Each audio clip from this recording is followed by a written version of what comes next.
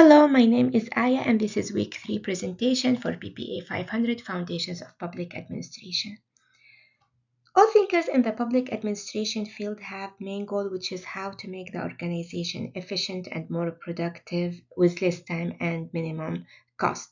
And this is what the thinkers of this week focus on. Starting with Robert K. Merton, who in his article offers a sort of a criticism to Weber's praise of bureaucracy. He observed that bureaucracy necessarily involves a formal adherence to rules. However, this can also be detrimental. Since bureaucrats are trained to adhere to every rule, they lack the adaptability to solve any new and unexpected problems. Their rules trap their ability to be efficient and serve public, contrary to Weber's argument that these rules allow for greater efficiency. This is what Merton means when he talks about the trained incapacity or occupational psychosis of bureaucrats. Additionally, bureaucrats develop a sense of identity with their roles, which can make them further resistant to any new changes. I chose a paragraph on page 121 from the article Bureaucratic Structure and Personality. Bureaucracy is a secondary group mechanism designed to carry on certain activities which can't be satisfactorily performed on the basis of primary group criteria. So there is two types of bureaucrats, emotional and rational. Bureaucracy, besides compelling its workers to follow the rules, creates a negative emotional response within these workers when the rules are broken. This opposition to rule breaking allows bureaucrats to follow the organization rule and maintain its ability to operate effectively. I can give an example that happened at the HR department. A mortgage company requested verification of employment for one of the employees. However, they did not attach the employee authorization form. We emailed the form to the employee to sign it and email it back to us in order to complete the process. The employee didn't have access to internet at that time, and he called me and he asked if he can authorize verbally because he needs this document as soon as possible.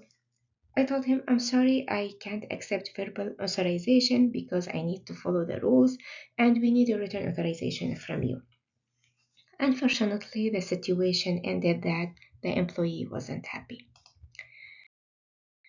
Moving to Golik, Golik's main idea is work division is the reason for organization.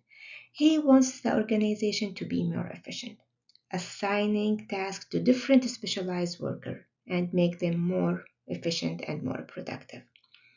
Then he mentioned that not always the work division is good.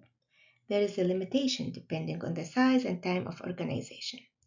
This work division would comply with coordination with directors and workers, which is connected to the organizational pattern. I chose a paragraph on page 111 which discusses what type of approaches is more efficient, top-down or bottom-up.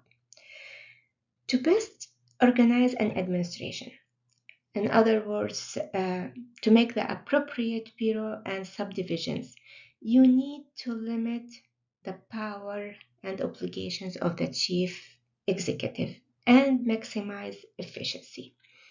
This is what Gulick means when he says that organization must be approached from the top and bottom.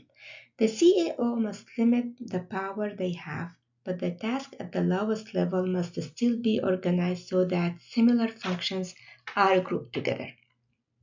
The best example to support Gulick's idea is teamwork. We need to have a leader to delegate the work to make sure there is no interfering with other workers. Workers at the same time should be organized and report to their supervisors with the progress or obstacles they face at the workplace. As for Maslow, who is considered the father of humanistic psychology and the creator of Maslow's hierarchy of needs, Maslow's idea rests on the fact that individuals will focus on fulfilling their basic needs before they can fulfill some higher creative role.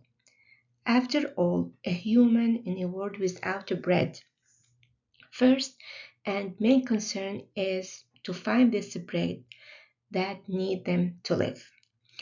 However, after the basic necessities are met, other needs arise that an individual will want to fulfill. And this forms Maslow's hierarchy of needs. I chose the paragraph on page 132 where he talks about the self-actualization. At the top of this hierarchy is the need for self-actualization, which Maslow argues is an exception in our society.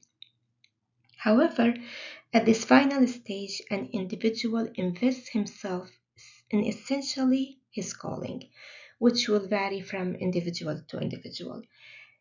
Once an individual meets all his needs and finds his purpose, they are satisfied and will be able to produce creatively.